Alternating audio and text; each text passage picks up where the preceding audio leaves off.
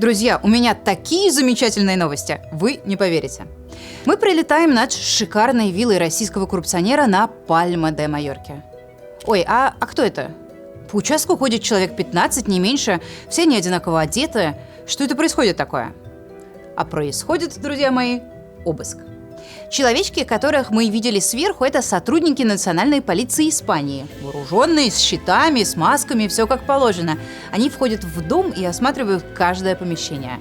Съемка с дрона в кои-то веке тоже не наша. Это видео из пресс-релиза испанской полиции. Они совсем недавно провели обыски на 5 виллах героя нашего расследования, директора госкомпании «Вертолеты России» и одного из самых богатых госуправленцев страны, Николая Колесова. Смотрели наше расследование? Вспоминайте. Там шикарная, очень типичная, очень показательная и очень возмутительная история. Мы нашли в Испании, на Майорке, 2 детей, прям совсем детей, 4-леток, которые купили несколько вилл. Девочка Николь эту приобрела за 5 миллионов евро, а мальчик Алеша эти 3 за 10 миллионов евро минимум. Удивившись такой находке, мы, конечно же, сразу начали разбираться, кто эти детсадовцы-миллиардеры, и обнаружили, что это дети российского оборонщика, главы вертолетов России, этот холдинг входит в Ростех, Николая Колесова. Колесов – огромная шишка в оборонке, бывший губернатор Амурской области, ближайший друг Чемизова, Миниханова, весь такой заслуженный и обвешанный орденами государственный муж, который, естественно, под санкциями и виллами на Майорке владеть он не должен. И дальше эта история разрослась до каких-то совершенно безумных масштабов. Мы выяснили, что раньше, до детей, владельцами испанских вилл Колесова значились Казанский завод «Эликон» и Тамбовский завод «Электроприбор». Первый делает такие штепсельные соединители. Они есть в любой ракете, в любом самолете, в подлодке, в танке и так далее. А второй выпускает системы наведения и навигации для ракет «Калибр» и для стратегических бомбардировщиков. И дальше мы потянули за все эти ниточки и выяснили, что на протяжении последних 17 лет, которые Колесов работал в госкорпорации Ростех директором дочернего холдинга «Крет», он тихонечко, как директор, как госслужащий, продавал имущество Ростеха сам себе, и своим многочисленным родственникам. Здесь во славу нашей отчизны собран каждый разъем. Здравствуй, дело всей жизни, мой завод «Эликон». Таких изящно приватизированных оборонных заводов мы нашли аж 20 штук. И Колесов с них кормится так, что позавидуют даже самый отъявленный российский коррупционер. Только в виде дивидендов от этих заводов семья Колесова за последние годы получила 22 миллиарда рублей. Вот уж точно, госменеджер от Бога. Это было краткое содержание нашего часового расследования, а в конце того ролика я говорю вот что. 5 вилл Колесова, которые мы обнаружили в Испании, мы попробуем срочно арестовать. Доказать, что вся эта схема с записыванием недвижимости на 4-летних детей – это фикция. Настоящий владелец Колесов, а он под санкциями, значит, имущество подлежит заморозке. Сказано, сделано. Дело в Испании возбуждено, имущество арестовано. Это прямо в кадастровой выписке указано, каждый может посмотреть. А нам с вами остается насладиться уникальными, такими редкими и такими приятными кадрами обыска внутри виллы путинского преступника. Давайте рассмотрим все очень внимательно. На первых же кадрах обыска нам показывают специальное подразделение испанской полиции, что-то вроде ОМОНа. Они идут вдоль какого-то массивного забора. Мы можем сравнить с нашими съемками и понять, что дело происходит около этих 3 вилл Колесова, оформленных на его малолетнего сына. Дальше, как в боевиках, дверь выламывают, в проеме автомат сотрудника полиции, заходит вооруженная группа, а за ними все остальные, включая нас с вами. Добро пожаловать домой к Николаю Колесову. Дом Колесова буквально набит деньгами. Наличные лежат в конвертах, в алюминиевой фольге, пачки денег сложены в тумбочке. Денег нашли так много, что для их пересчета пришлось использовать специальную машинку. А это, посмотрите, какие знакомые до боли кадры. Пачки денег аккуратно разложены стопочками на столе. То же самое мы видели на каждом обыске у путинских чиновников.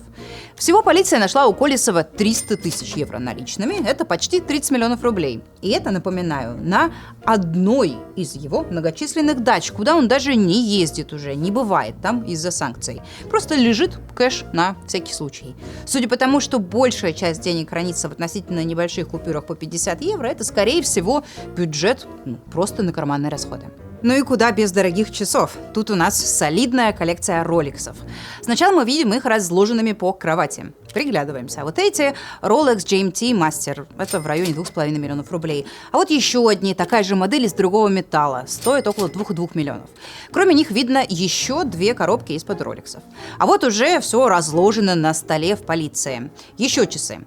В этой коробке Rolex Daytona 3 миллиона рублей. Выше Rolex Oyster за 1 с лишним миллионов рублей. А слева еще одни GMT Master 2 за 2 миллиона. Итого минимум 7 роликсов просто попало в кадр. Уверена, это не все, но даже это, согласитесь, впечатляет. Не очень понятно, зачем одному человеку столько плюс-минус одинаковых новых часов на даче. Еще на столе мы видим всякие украшения, коробочки Cartier. Вот, например, замечательные золотые кресты, инкрустированные бриллиантами. Очень в стиле государственного служащего. Испанский автопарк Колесова тоже великолепный. В пресс-релизе полиция сообщила, что изъято 6 автомобилей премиум-класса. Среди них точно есть BMW, ключи от нее видно на кадрах обыска. А красный кабриолет Ferrari нам показывают во всей красе. Такой стоит 250 000 евро. На фоне в этом же гараже видно и Range Rover. Это еще 1150 евро. Кроме этого, нам показывают белоснежный кабриолет Bentley, который тоже, видимо, конфисковали. Новый такой кабриолет стоит около 250 000 евро. Все машины, все деньги и ценности тщательно охранялись. На это мы еще в прошлом году, когда делали расследование, обратили внимание. Охраняется это место и правда как серьезное оборонное предприятие. Только с этого ракурса видно как минимум 10 камер видеонаблюдения. Мы очень сильно недооценили паранойю Колесова. Испанская полиция показала комнату охраны на одной из его вилл, все стены которой увешаны мониторами видеонаблюдения. Какие 10 камер? Тут их больше 55. Обратите, кстати, внимание на название камер. Спуск от поворота, забор на качели. То есть Колесов с собой, видимо, и российских охранников возят. Ну и это не помогло. На всех камерах теперь видны полицейские машины и люди в форме, которые шныряют по Колесовскому дому. Как и не помогли ему минимум 2 пистолета, включая боевой огнестрельный Беретта, который тоже обнаружили на вилле. На видео попало и задержание 2 женщин. Их лица заблюрены, но из других публикаций мы можем понять, кто это. В белой пуховке это испанская юристка, говорящая по-русски, которая выступала доверенным лицом Колесова в сделках на Майорке. На суде она подтвердила, что встречалась с Колесовым лично и помогала российскому оборонщику получить персональный налоговый номер в Испании. Вторая задержанная, это россиянка, она отвечала за обслуживание колесовской недвижимости на Майорке. На суде она заявила, что ее просто наняли на обычную работу, у нее и мысли вообще не было, что она помогает обходить санкции. Типа просто мимо проходила. Думаю, она лукавит. И в дела Колесова она погружена гораздо больше, чем пытается показать. Вот по этому снимку мы ее идентифицировали. Женщину зовут Лидия Чернобыльская. И она с Колесовым связана совсем не только по Испании. В 2023 году она минимум 3 летала на частном самолете Колесова с его семьей в Дубае и в Турцию. У обеих женщин, как и у еще одного иностранца-мужчины, помогавшего Колесову уходить от санкций, дома и в офисах тоже прошли обыски. У них забрали паспорта и запретили им покидать территорию Испанского острова. Что будет дальше? Дальше все конфискованное Колесова будет изучаться, расследование будет продолжаться, и завершится все в суде. Колесова и его подельников обвиняют в создании организованной преступной группы, отмывании денежных средств, уклонении от налогов и воспрепятствовании исполнению санкций. Им всем грозят реальные тюремные сроки. 100%. Без сомнений. Я знаю, это все сначала может показаться недостаточным или непропорциональным, и я понимаю, почему. Сам Колесов-то на свободе. В России у него крыша, это Чемизов и Путин, а отдыхать он сможет на своей вилле в Дубае, например. Ее мы тоже показывали. Вот она, стоит 2 миллиарда рублей. Но с другой стороны, это почти беспрецедентная, очень редкая история, которая сделала жизнь преступника Колесова не просто хуже, она кардинально изменила ее. Колесов больше никогда в жизни не сможет въехать в Европу. все его многочисленные родственники, которые участвуют в этих схемах. Например, его сын Александр Колесов, он казанский предприниматель и владелец очень крупного дилерского центра «Канавто». Он вряд ли когда-то рискнет пересечь границу ЕС. Колесов потерял недвижимости минимум на 18 миллионов евро. Потерял автомобили, потерял наличные, наверняка какие-то деньги на счетах. Это ощутимый и болезненный удар по нему, по человеку, который не только разграбил российскую промышленность, но и ежедневно помогает Путину вести войну. Это показательная история и для других помощников Путина, калибром поменьше, чем Колесов, но тоже обосновавшихся в Европе и вывезших туда свои семьи, которые, ой, как не хотят возвращаться в Россию, к Путину. Четкий такой и однозначный сигнал. Вот что с вами может произойти.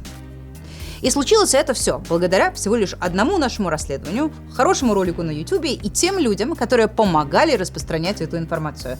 В особенности тем, кто откликнулся на наш призыв и вышел на митинг в Мадриде. Если вдруг кто-то из этих замечательных людей смотрит, я передаю вам привет и говорю огромное спасибо. Это и ваша победа тоже. И я знаю, многие сейчас говорят и думают, ну вот, зачем все эти расследования, что это все за фигня, чем ФБК занимается и в чем смысл. Вот в чем смысл. Смотрите, было апрель 2025 года. Я стою и рассказываю вам историю Колесова около виллы по адресу Жуан Миро, 41. Март 2026 на эту виллу вырывается испанская полиция. Тогда же, в 2025-м, мой коллега Георгий Албуров стучит в ворота виллы сестры Колесова. Ворота закрыты. А сейчас мы видим полицейские фургоны и сотрудников на том же самом месте. Им в калитку стучать не нужно, они и так могут войти. Вот вам и есть конкретный, осязаемый результат нашей работы. Прекрасная демонстрация. Это расследование и все другие расследования возможны только благодаря вашей поддержке. Ваши пожертвования, маленькие, средние и большие, превращаются в заказанные выписки и документы из реестров, в командировки и такие съемки, в смонтированные ролики и организованные пикеты. Это правда отличная инвестиция. Поэтому, пожалуйста, если вы не живете в России, и если у вас есть такая возможность, поддержите нашу работу финансово. Можно на нашем сайте, картой, криптовалютой, как угодно. Можно прямо тут, в YouTube. Под роликом есть специальная кнопка «Спасибо». И еще раз всех нас поздравляю. Сейчас очень редко бывают хорошие новости, но это точно одна из них. Смотрите наши расследования, помогайте распространять. Если у вас есть информация, которая поможет нам раскопать и рассказать какую-то новую историю, вам сюда, на экране все способы с нами связаться. Всего вам самого хорошего, до встречи и не забудьте поставить лайк.